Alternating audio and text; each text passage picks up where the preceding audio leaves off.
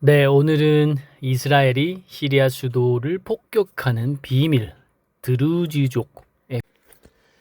네, 오늘은 조선업 근황 미국 필리핀 조선소 한화오션에 관해서 읽어보겠습니다. 한화오션이 최근 많이 뛰었죠. 24년 3월 조선업 근황 업데이트 글에서 다음과 같은 이야기를 한 적이 있습니다. 잠깐 요약을 해보겠습니다. 한화오션이 시설 자금, 해외 법인 취득, 운영 자금 명목으로 1조 5천억 원의 유상증자를 했는데 현재까지는 크게 집행된 건이 없다. 이 돈의 사용처 중 하나는 인수 추진설. 이 돈은 미국 필리핀 조선소일 가능성이 높다. 한화오션은 미국이 거점을 확보하고 미 해군과 유지보수 관리 즉 MRO 사업을 진행하는 방향으로 움직이고 있다. 한화오션은 필리 조선소를 인수했고 MRO 본격적으로 뛰어들고 있습니다. 필리 조선소 인수는 전반적으로 긍정적이지만 일부 부담스러운 부분이 있어서 다음과 같이 또 언급을 한 적이 있는데 또 요약을 해보겠습니다. 한화오션은 필리 조선소를 건조 능력을 연 1.5척에서 10척으로 올리기 위해 암벽을 늘리고 드라이브 독 보수를 시작합니다. 현재 미국 내 조선소의 건조 비용이 한국의 5배 가까이 나오는 것을 감안하면 미국 내 건조는 최소화될 것 같습니다. 필리 조선소만 하더라도 주변에 협력사들이 제대로 없고 초보 견습생 시급이 22달러가 나오는 등 제조 원가가 높은 상황입니다. 시급 3만원. 필리 조선소 주변에 협력사들이 제대로 없고 인건비 등 제조 원가가 높아 장애 요인이 있었다는 말이었죠. 2025년 7월 16일 한화오션은 기자단을 초대해서 필리 조선소를 공개하는 행사를 개최합니다. 뭔가에 자신이 있나 보죠. 계속 읽어보겠습니다. 한화오션이 7월 16일에 기자들을 초대한 것은 해저 안반 설치선 진수일에 맞춘 것 같은 타이밍이었습니다. 해저 안반 설치선의 진수로 필리 조선소는 숙제를 하나 해결합니다. 해저 안반 설치선은 2024년 4분기에 진수하는 일정이었는데 일정을 맞추지 못해서 25년 12월에 진수를 하게 되어 있었습니다. 한화오션이 인수를 한 이후 한국에 파견된 50여 명의 인력이 투입되어 이것을 5개월 단축해버린 것입니다. 역시 능력이 대단합니다. 예정보다 일정이 단축되면 그만큼 건조 비용도 줄어들게 되죠. 이익까지는 아니더라도 손실을 많이 줄어들었을 것입니다. 한화오션의 50명 정도의 본사 파견 인력들을 중심으로 필리 조선소에 한국식 업무 프로세스를 도입하기 시작합니다. 텐덤 공법도 그 중에 하나죠. 텐덤 공법은 도크를 효율적으로 돌리는 한국 조선소 특유의 건조 방식입니다.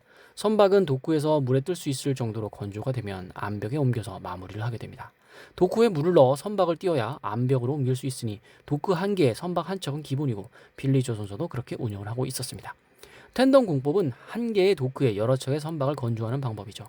도크 한 개에 여러 척의 선박을 건조하면 어떤 선박을 완전히 건조하지 않은 상태에서도 물에 띄워야 합니다. 완전히 건조되지 않은 상태의 선박도 동시에 물에 뜰 수 있도록 설계와 건조 일정을 조정하는 것이죠. 필리 조선소는 1년에 1.5척 정도가 가능한데 도크에서 조립하는 시간이 줄어들어서 4척까지 만들 수 있게 됩니다. 현재 필리 조선소의 도크는 4번과 5번 두 개가 있습니다. 4번 도크는 선박 건조에 활용하고 5번 도크는 선박을 물에 띄운 후 마무리를 하는 암벽으로 활용하고 있습니다. 한화오션은 4번, 5번 도크를 모두 건조 활용하는 방식으로 현재 1.5척의 연간 건조 능력을 8척으로 늘릴 계획입니다. 하나는 여기에 설비 보강 프로세스를 개선을 하고 연간 10척까지 건조 능력을 끌어올리는 것이 목표입니다. 현재 4번 도크에서 건조 중인 선박은 미국 해사청이 발주한 다목적 선박으로 훈련선입니다. 현재 건조 중인 선박 외에도 3척을 동시 선박 수주가 있어서 건조 능력이 늘어나지 않으면 이 배만 몇 년을 만들어야 하는 것이죠. 텐덤 공법 외에도 여러 곳에서 업무 효율화가 진행되고 있습니다. 인수전 필리 조선소에서는 골리앗 크레인으로 블록을 탑재하는 데 평균 3일이 걸렸습니다. 3일이 걸리던 블록 탑재를 하나는 3, 4시간으로 단축시켜버립니다. 10배 아닌가요, 이러면? 지금까지는 골리앗 크레인에 블록을 가져와도 블록 결합을 하면 맞지 않는 경우가 대부분이었다고 합니다. 결합이 맞지 않는 부분을 확인한 후 블록을 공장에 다시 보내서 안 맞는 부분을 다듬어서 다시 가져오다 보니 3일이 걸린 것이죠. 사전에 정교하게 계산해서 한 번에 붙이니 3일이 3, 4시간으로 단축되었던 것이죠. 필리 조선소는 연간 1.5척의 선박을 건조하는데 1,800명의 인력이 일하고 있습니다. 한화오션은 5년 내에 필리 조선소의 건조 능력을 10척으로 늘리면서 인력은 3,000명 선에서 커버할 계획입니다. 인력 효율화 방법 중 하나로 로봇 건조 비중이 확대됩니다. 전 로봇 정말 좋아합니다. 거제에서 시도되고 있는 용접 로봇과 인간 로봇 협업 체계인 코봇이 필리 조선소의 투입을 준비하고 있습니다. 필리 조선소의 신입 현장직 급여가 5만 달러 수준이라 인력 효율화는 원가 절감의 키가 되고 있습니다. 한화오션은 필리 조선소를 조립 전문 조선소로 생각하고 있는 듯합니다. 블록은 한국에서 만들고 이것을 필리 조선소로 가져와서 빠르게 조립하는 프로세스죠. 이것이 정착되면 한국과 미국 두 곳에서 모두 일자리가 늘어나는 효과가 있을 것 같습니다. 필리조선소는 현재 상선만을 건조할 수 있고 군함 건조 라이센스가 없습니다. 미국이 군함 건조 면허를 신청해 놓은 상태이고 빠르면 2025년 연말에 면허가 나올 것 같다는 입장이죠. 현재 미국에서 대형 선박을 만들 수 있는 조선소는 필리조선소나 캘리포니아주 샌디에고 제너럴 다이내믹스 조선소 두 곳입니다. 제너럴 다이내믹스 조선소는 HD 현대중공업이 욕심내고 있다고 이야기가 들리고 있습니다. 미국 정부와 의회는 한국 조선소의 미국 진출을 지원하는 분위기가 강한 상황이죠. 일본 제철이 US 스틸 인수에 애를 먹었듯이 하나오션도 필리조선소 인수가 쉽지 않을 것이라는 우려가 있었죠. 실제 인수 작업을 진행하니 인수 심사는 초스피드로 진행이 되었고 미국 정치권은 여야를 불문하고 긍정적인 반응을 보였습니다. 중국 견제를 위한 미국 조선소 업 재건이라는 명제가 미국 정치권에 강력하게 작용했던 것이죠. 필리 조선소 해당 지역의 미국인들이 고용이 증가되는 효과까지 있어서 지역사회 미국 정치권이 모두 환영하는 분위기입니다. 야구에서 동구장이 있으면 비가 와도 경기를 할 수 있습니다. 한국 조선소들은 방위산업적 특수선을 건조하는 일부 시설을 제외하고는 야외에서 건조를 하고 있죠. 필리 조선소는 날씨가 조금만 나빠도 현장이 멈추다 보니 날씨 영향을 줄이기 위해 실내 시설 비중이 높은 조선소입니다. 일종의 동구장과 비슷한 상태인 것이죠.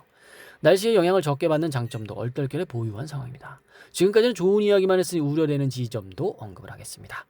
한국에서 블록을 만들어 필리조선소로 오는 부분은 두 가지 장애 요인이 있습니다. 현재 미국 법으로는 불가능해서 법을 바꿔야 하는 부분이 있고 한국에서 만들면 철강에 대한 50% 관세도 장애 요인이 됩니다. 미국 의회가 법 개정에 호의적이지만 실행까지는 시간이 얼마나 걸릴지 모르는 상황이죠.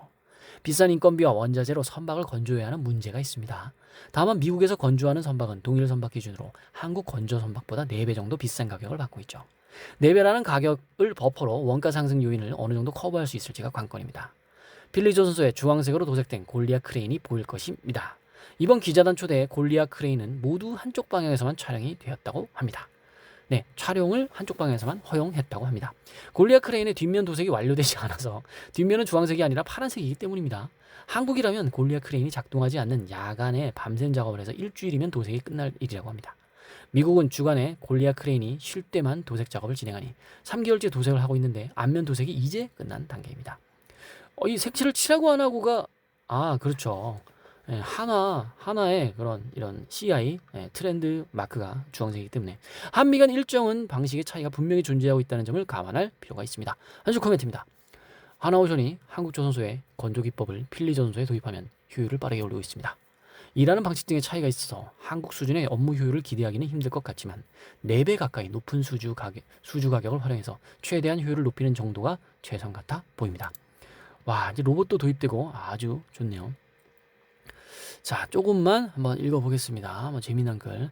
원희님의 글입니다. 국내에서 블록을 제작해서 미국 현지에서 조립하는 방식이라면 블록을 탑재한 바지선이 태평양을 횡단하는데 그것도 필리조선소의 미국 동부 지역이라 물류 비용이 엄청날 것 같은데 현실적으로 가능할지 의문이네요. 라고 하니까 메르님이 쉽지는 않죠. 다만 필리조선소는 포스코와 현대제철에서 선박용 후판을 수입하고 있습니다.